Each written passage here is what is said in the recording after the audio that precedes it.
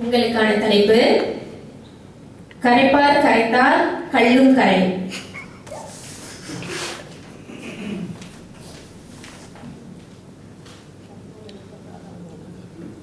நன்றி. திடீர் பேச்சு நடத்தினார் சொல்வேந்தர் தமிழ்ச்செல்வி அவர்களே, தலைவர் அவர்களே, சக சொல்வேந்தர்களே, பார்வையாளராக வந்திருக்கும் நண்பர் சுரேஷ், அப்புறம் செல்வி கொஞ்ச நேரம் கலக்கிட்டு போனாங்க, செல்வி ருத்ரா, உங்களுக்கும் வணக்கம்.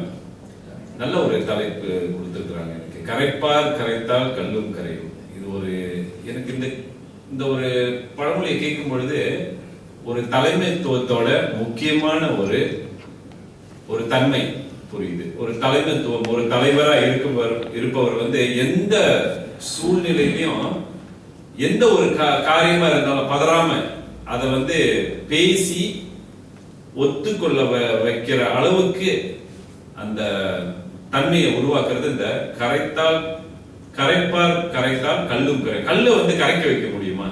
ஆனா அதையே கரைக்க வைக்கிறாங்கன்னாக்க எப்பேற்பட்ட ஆளா இருப்பாங்க அவங்க.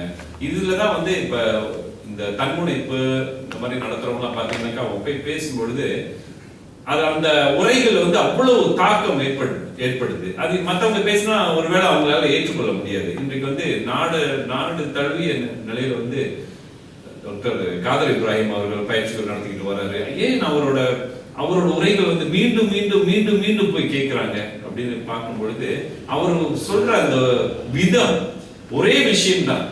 அதே விஷயத்தை நம்ம நின்று பேசலாம். ஆனா அவர் பேசுற விதம், அவர் மனங்களை தொடும் அந்த ஒரு கையாளும் முறைகள், இதெல்லாம் இதுதான் கரைப்பார் கரைத்தார். மற்றவங்க சொன்னா கேட்க மாட்டாங்க. ஆனா ஒரு சிலர் சொல்லும் பொழுது அந்த விஷயத்தை அவங்களால கேட்க முடியுது. இதுதான் ஒரு தலைவருக்கு உள்ள ஒரு முக்கியமான ஒரு நல்ல ஒரு சுபாவம் இது இருக்கணும்.